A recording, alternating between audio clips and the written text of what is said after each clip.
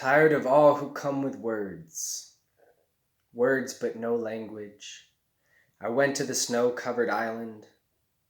The wilderness has no need for words.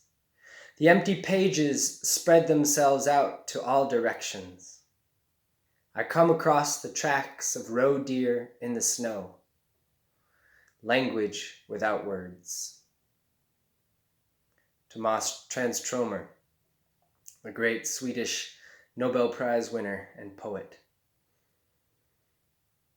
Well, welcome everyone who is interested in mythos, the mythic, reasonless dimension that underlies all the life we see around us. Welcome those interested in the old stories and in poetry, with its ability to open us, to awe us, to bring music between the words. Music that's already there, the music of what happens, as the Irish say, as Martin Shaw has written, great storyteller working today, telling today. And I would like to follow up this poem, this welcoming poem that is summoning to that space in the wilderness itself that is beyond all words, summoning the language that we're all immersed in, from which words form like quills on a cactus. The language is the water deep in the cactus's soul and stalk. I'd like to offer one of my own poems, and then to tell a myth from the ancient Norse world, the Viking world, the icy Scandinavian realms to the north. For this is, after all, omens, poems, fantasies for the mythic soul from the world tree's root. And I'm borrowing or outright stealing that image of a world tree from the Norse mythos, their cosmology, that all of this world and all worlds around it are actually fruit born on one cosmic, sinuous, serpent spiraling tree whose branches are in the stars, whose roots are in the stars and the black holes, and whose trunk supports earth and all realms of gods, dwarves, elves, giants, elementals that live surrounding our human world. So there's a little cosmology behind the name I've chosen for this Patreon community and page. And now for the poem. And I write this in lieu of maybe a proper introduction. I could tell you my birth name. I could tell you where I live and what year I was born. However, I prefer to introduce who I am in this context as a courier and curator of myths, poems, and imaginings, fantasies and omens, in the way of a poem. So this one is an original poem that I call Privilege. Privilege. For a long time, the deal sounded sweet. It looked as attractive as a Christmas tree robed in shining lights, delicate ornaments, laughing tinsel, with a glut of gifts wrapped in foil sleeves at its feet, and the hardy flames flapping in the family hearth. Firewood stacked to the garage ceiling, wider than winter, and the silver sugar spoon standing straight up in the white sugar bowl. What did it matter when occasionally footage filmed in the less affluent neighborhoods of a nation so proud of its prosperity, so indelibly in debt to its own overlooked and unlistened to citizens, came crackling down the channels of our television to unbeautify the screen? If starving faces framed orphans' eyes staring half accusingly into the camera, into your house, into the affluent town where the sweet deal went down year after year after year, and always at the cost of so many unseen lives, how could you let it matter? How could you afford to let this matter? To let the taste of the white sugar go sour on your tongue? The winter nights grow cold again and uncheerful. The naked trees press outside your window, waiting for you to finally be gone, along with the house and the road and the town, built up from the felled, stolen bones of their elders, waiting with wild patience to reclaim their own. It was the wildfire that called out your warrior. It was the wildfire that called out your warrior as it took its implacable paths through the woods, who welcomed its bright attentions, its ungloved hands cleaning the overcrowded areas, opening up the too tightly closed hearts of forgotten groves, burrowing like a red fire badger, 6 inches beneath the soil, cleansing all the connections so shallow and sheddable, enough to go. That wildfire that wouldn't be framed in a house hearth or a TV screen, that leapt the 8-lane highway on an old pilgrimage of its own, that leapt the walls around your affluent town, turning every tree into a Christmas tree, dropping drifts of ash at each blackened foot instead of store-bought gifts, peeled conveniently of their price tags. That season of reasonless razing down to the ground, once secure shelters you felt sure would stand and should stand forever, brought the first flickering lessons already learned by countless other hearts struggling under the poverty line in distant homes. The season when your sickness and your sureness that all this should stay, the wealth, the hearth, the house, the spoon, broke open, and you heard the wildfire say, "Now you will live with grief as your brother outside the house of old hatreds, or else turn and cling to comfort, the pleasant lie of safety, and watch through your window as the bridges of brotherhood burn." So a light introduction to what I'm crawling out of in the last few years, being a resident native here in Northern California, in the North Bay, where we have a 5th season, or maybe a 3rd, that we're calling fire season. And that poem is dredging the difficulties from the 2017 fires, and also, I think, looking at what the resilience is and the strength that came from living through that initiatory time, living still through that initiatory fire time, has granted me.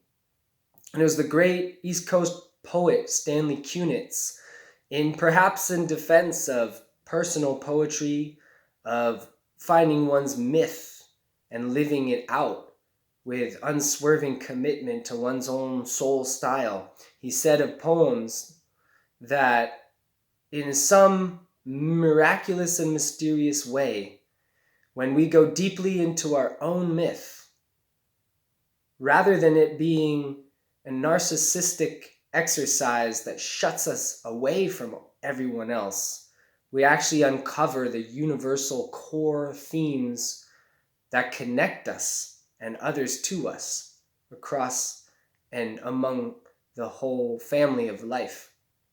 And so I'm using that as my North Star and a guiding principle. And hopefully, these original poems and myths that I aim to tell will fulfill that function of reaching out and connecting with as many souls as I can, in a good and a beautiful way. And another poet, contemporary man, a teacher of mine named Timothy McLaughlin, has said that the real human sweet spot, the paradise that we're all after, comes at the crossroads between wild nature and refined human culture. And so the myths and the poems, the reflections and the contemplations from wild nature and through the medium of story and poem aim to do that, to bring together the raw and the primal with the refined and cultural. And I aim to support that in whatever way has chosen me in this podcast. So now to the myth, because I want to stay true to these Norse roots.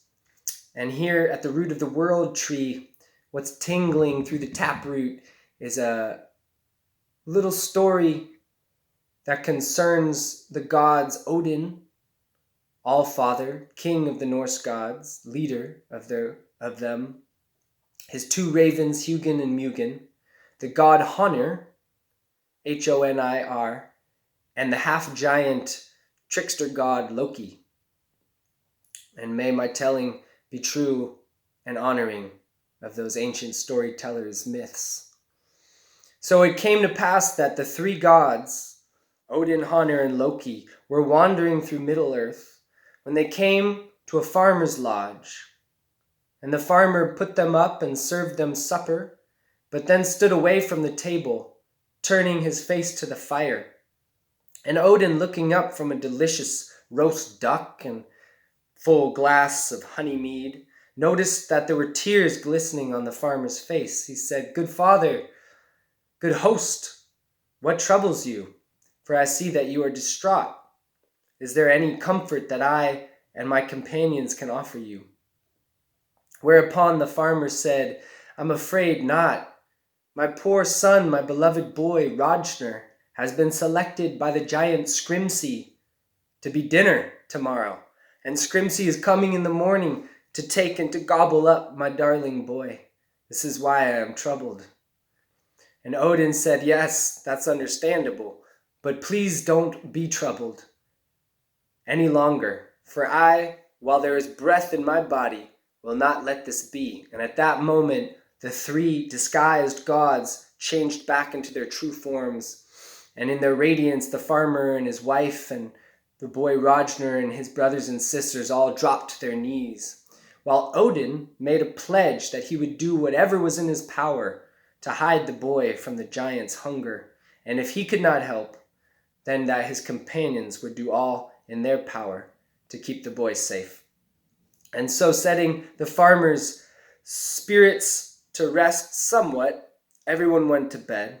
In the morning, they wake up, and Odin gets up before the sun. He goes to the front porch, and he sees that there's a corn patch that the farmer has been growing in his fields. And speaking ancient runes that come rolling from his tongue like thunder, Odin conjures a whole ocean of ripened corn. Stalks are springing up across the whole horizon until, as far as the eye can see, there is nothing but swaying, beautifully ripened corn stalks ready for harvest. Well, as soon as that happens, the earth starts rumbling and shaking with the footsteps of the giant Scrimsey. And he comes to the house and he asks the farmer, "Where's your boy? I've come to collect my supper." Oh, and I ought to mention that after growing this corn stalk forest, Odin had taken the boy out of the house, changed him into a single grain of corn, and hidden him in one ear on one single stalk of corn at the heart of the corn maze. So that's where the boy Ragnar is when the giant comes asking about him. And the farmer tells him, perhaps a little transparently, "I'm sorry, great giant Scrimseer, I can't help you. My boy has hidden in the cornfields." Well, the giant isn't fazed one bit that the cornfield is as wide as the whole world, stretching out as far as the east goes. He says, "I'll surely find him by sunset." And he goes out with his sickle and he fells the entire cornfield, creating a big stack at one end of it, till round about dusk he comes to the very stalk, the very ear of corn where poor Ragnar is cowering inside a single grain. And he winnows through all the grains on that ear until that last little hiding capsule rolls across his palm. But at that moment, one of Odin's ravens spies it, that corn grain, swoops down, and then spirits it away in his beak back to Odin. And the giant, who can't stay out after dark for whatever reason, kind of the inverse of the trolls who get turned into stone, the giant packs up, goes back to his home after dusk. So the boy is safe. Odin says, "I've done all I can by your boy." And the giant Scrimsey is gone. And the farmer thanks Odin, and the three gods get some rest that night. And the next morning, again, the rumbles, the shaking earth, giant has come calling for his supper. However, before he reaches the house, the second Aesir, the second god Honir, takes young Ragnar, the boy, by his hand, leads him out the back door and into the greenwood.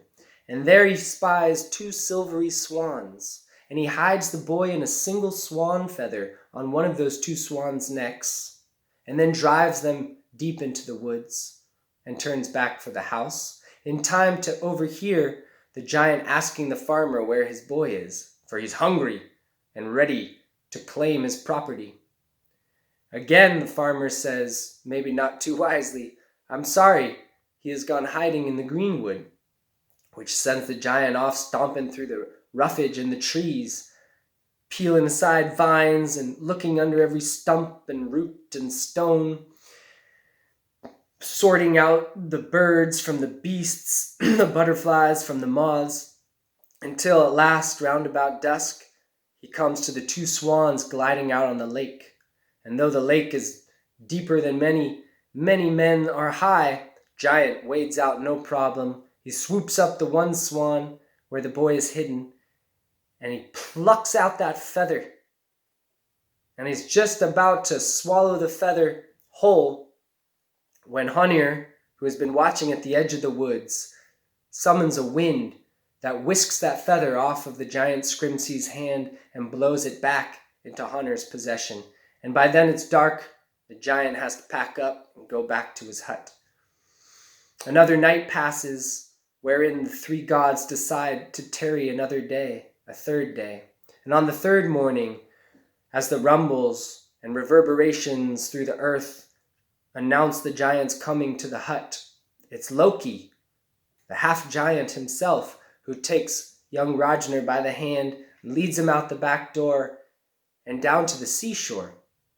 And paddling out in Loki's boat, Loki takes the boy to the deepest part of the sea, where he fishes and catches 3 flounders. And on the third flounder there is a cluster of fish eggs, roe, clung to the flounder mother's belly. And he takes one of those beads, one of those egg orbs, and he hides Ragnar, shrunk down just so, inside that bead. It puts him back among the cluster of his thousands and trillions brothers and sister flounderlings yet to be born, and drops the mother back into the ocean. And as he's rowing back to shore, here comes the giant Scrimsey.